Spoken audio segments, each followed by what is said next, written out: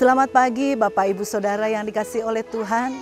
Kembali pagi hari ini bersama sebelum kita memulai aktivitas kita yang baru, kita akan merenungkan kebenaran firman Allah. Yang pagi hari ini terambil di dalam Matius pasalnya yang ke-6 ayat 31 sampai dengan ayat yang ke-33. Sebab itu janganlah kamu khawatir dan berkata, apakah yang akan kami makan? Apakah yang akan kami minum? Apakah yang akan kami pakai? Semua itu dicari bangsa-bangsa yang tidak mengenal Allah. Akan tetapi Bapamu yang di surga tahu bahwa kamu memerlukan semuanya itu. Tetapi carilah dahulu kerajaan Allah dan kebenarannya, maka semuanya itu akan ditambahkan kepadamu. Pagi hari ini saya memberikan judul, Utamakan Tuhan dan Hidup Menurut Kehendak-Nya. Bapak Ibu Saudara yang dikasihi oleh Tuhan, dalam ayat yang kita sudah baca tadi, bicara makan, minum, pakai, itu semua dibutuhkan oleh manusia. Tetapi di ayat yang ke-32 di sana kita baca, Bapa kita yang ada di surga tahu. Di sana dikatakan bahwa itu berbicara tentang kesanggupan Allah. Ia sanggup memenuhi kebutuhan kita. Tuhan mau memenuhi kebutuhan kita, tapi ada hal yang harus dilakukan oleh kita, yaitu kita hidup sesuai dengan kehendak Tuhan. Bapak Ibu Saudara yang dikasihi oleh Tuhan, biarlah didapati hidup kita hari-hari ini, kita hidup menyenangkan hati Tuhan. Terkadang iblis seringkali menipu banyak orang untuk mencari hal-hal yang menyenangkan dan menguntungkan diri sendiri dibanding hidup di dalam kebenaran. Dan di ayat yang ke-33 di sana juga dikatakan bahwa ada kata carilah. Carilah ini mempunyai arti sungguh-sungguh, bukan asal-asalan. Mencari karena membutuhkan. Di sana dikatakan carilah dahulu, itu merupakan prioritas yang paling utama. Kalau kita melihat cari ini di dalam bahasa aslinya yaitu zeteo atau bahasa Inggris berarti worship atau menyembah. Nah, dari kata ini ada yang dapat kita pelajari yaitu sebagai anak-anak Tuhan, Allah mau hidup kita sebagai anak-anak Tuhan, kita mengalami yang namanya penyembahan atau ada keintiman antara anak dengan Bapa. Allah mau kita intim. Kita mau intim dengan Tuhan. Atau Bapak Gembala selalu katakan keintiman ini adalah ginosko. Kita mengenal Tuhan secara pribadi. Atau kita mengenal Tuhan secara luar dalam ya saudara. Menunjukkan suatu hubungan yang sangat dekat. Biarlah hari-hari ini didapati hidup kita benar-benar dekat dengan Tuhan. Hidup kita didapati yang terus-menerus untuk kita mencari Tuhan. Pernah beberapa waktu lalu saya sampaikan keintiman ini ada tingkatan. Ada keintiman reaktif, aktif, dan spontanitas. Jangan sampai menunggu masalah datang dulu baru kita cari Tuhan. Tetapi biarlah didapati setiap hari di dalam kehidupan kita. Kita mau terus menjaga keintiman kita dengan Tuhan. Dan keintiman itu sendiri harus diiringi dengan hidup yang sesuai dengan kebenaran. Bapak Ibu Saudara tentunya tahu ada tokoh di dalam Alkitab yaitu Daud. Daud dia seorang yang mengalami berkat dan kesuksesan di dalam hidupnya. Kita tahu Daud dia adalah pribadi yang selalu menempatkan Tuhan lebih dari segalanya. Sehingga tidak heran di dalam hidupnya Tuhan buat hidup Daud berhasil. Sebagai gembala domba, dia dapat mengembalakan domba-dombanya dengan baik. Di dalam peperangan menghadapi Goliat, Daud bisa menang karena dia selalu andalkan Tuhan dalam hidupnya. Bahkan dia seorang pemazmur yang dipakai Tuhan. Dia pandai memainkan kecapi. Dan yang kita tahu, dia sukses menjadi raja di Israel. Karena apa?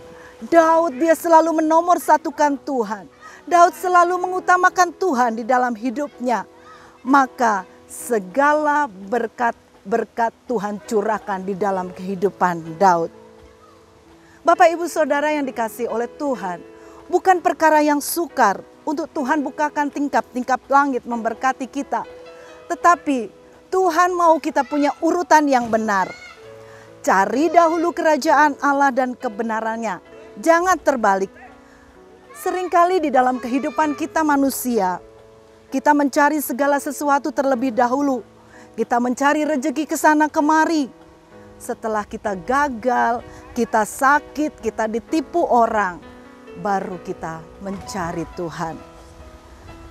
Bapak Ibu Saudara yang dikasih oleh Tuhan, dulu sewaktu saya awal-awal mau menikah saudara, setelah menikah saya punya kekhawatiran saudara, gimana nanti saya hidup setelah saya punya anak. Saya berpikir bagaimana saya bisa menghidupi mereka, bagaimana saya bisa membelikan mereka pakaian atau baju, sekolah mereka. Tetapi Bapak Ibu Saudara, ketika kita punya hubungan yang intim dengan Tuhan, ketika kita selalu utamakan Tuhan dalam hidup kita, Bapak Ibu Saudara melihat kalau saya masih boleh ada sampai saat ini, itu semua hanya karena anugerah Tuhan. Oleh sebab itu mari Bapak Ibu Saudara, biarlah didapati hari-hari ini hidup kita mau selalu mengutamakan Tuhan. Hidup kita didapati hidup tinggal di dalam kehendak Tuhan. Kita percaya ketika kita hidup benar, maka kebutuhan jasmani, kehidupan rohani akan terus ditambahkan oleh Tuhan dari sehari ke sehari. Kalau kita bicara tentang kerajaan Allah bukan hanya berbicara makan, minum, pakaian. Tetapi kerajaan Allah ini berbicara dengan damai sejahtera, sukacita, kelimpahan. Itu akan Tuhan limpahkan dalam kehidupan kita ketika kita tetap tinggal dalam kebenaran dan kita selalu melakukan kehendak Tuhan. Mari Bapak Ibu Saudara, di dalam masa-masa yang sukar, di dalam masa pandemi ini, mungkin kalau kita melihat atau mendengar di luar sana aja banyak orang mulai katakan, kok sekarang usaha sukar? Atau mungkin ketika sekolah kok online terus seperti ini, mereka mulai jenuh, mereka mulai bosan. Tetapi biarlah hidup kita justru dengan waktu yang ada ini, kita mau tetap terus jaga keintiman kita dengan Tuhan. Kita tetap terus utamakan Tuhan dalam hidup kita. Kita tetap terus tinggal di dalam kebenaran untuk kita dapat melakukan kehendak-Nya di dalam kehidupan kita. Mazmur 37 ayat 25, di sana dikatakan, dahulu aku muda, sekarang telah menjadi tua, tetapi tidak pernah kulihat orang benar ditinggalkan atau anak cucunya meminta-minta roti. Janji Tuhan ya dan amin. Ini adalah pengakuan Daud. Daud dahulu muda, sekarang sudah menjadi tua. Tetapi Daud tidak pernah melihat orang benar, orang yang hidup dalam kehendak Tuhan, hidupnya ditinggalkan. Bahkan dia tidak pernah melihat anak cucunya meminta-minta roti.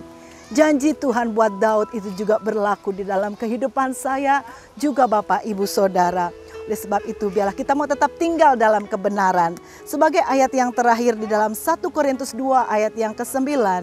Di sana dikatakan, tetapi ada tertulis, apa yang tidak pernah dilihat oleh mata dan tidak pernah didengar oleh telinga dan yang tidak pernah timbul di dalam hati manusia, semua yang disediakan Allah untuk mereka yang mengasihi Dia. Puji Tuhan Bapak Ibu Saudara, firman Tuhan boleh datang di dalam kehidupan kita. Biarlah firman Tuhan ini boleh menjadi kekuatan dalam hidup kita, menjadi pedoman untuk kita selalu cari dahulu kerajaan Allah dan kebenarannya. Maka semuanya itu akan ditambahkan di dalam kehidupan kita. Puji Tuhan, bersama kita akan berdoa. Terima kasih Bapa di surga, pagi hari ini kami bersyukur firman Tuhan boleh datang di dalam hidup kami. Biarlah di hari-hari ini didapati hidup kami hidup yang berkenan di hadapan Engkau. Untuk kami tetap tinggal di dalam kebenaran-Mu. Untuk hidup kami tetap mengutamakan Engkau ya Bapa.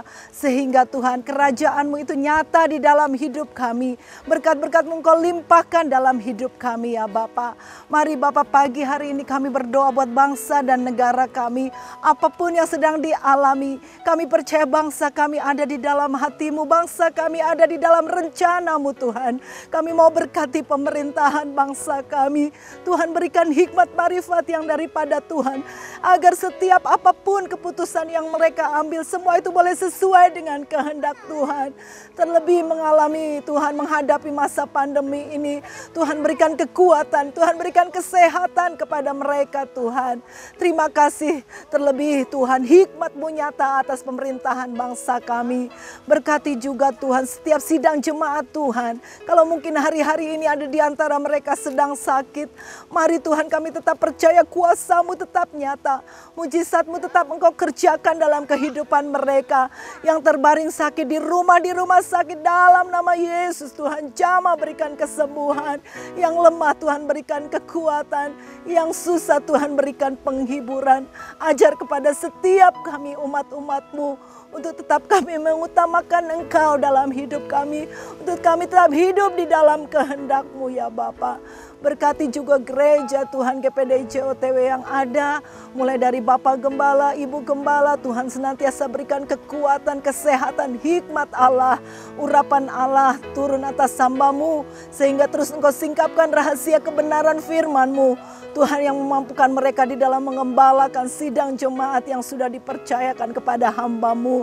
Tuhan berkati para staf gembala, diaken yang ada, para aktivis. Untuk kami tetap bergandeng tangan menopang pekerjaan-Mu ya Bapa. Terpujilah nama-Mu Tuhan. Bawa hidup kami untuk kami tetap menjaga hubungan yang intim dengan Engkau. Untuk hidup kami melekat erat kepada Engkau ya Bapa. Terpujilah nama-Mu Tuhan. Di dalam nama Tuhan Yesus kami alaskan doa kami. Dan kami mau masuki hari yang baru bersama dengan Engkau. Karena Engkau Allah yang selalu beserta atas kehidupan kami. Di dalam nama Tuhan Yesus kami alaskan doa kami. Haleluya. Amin.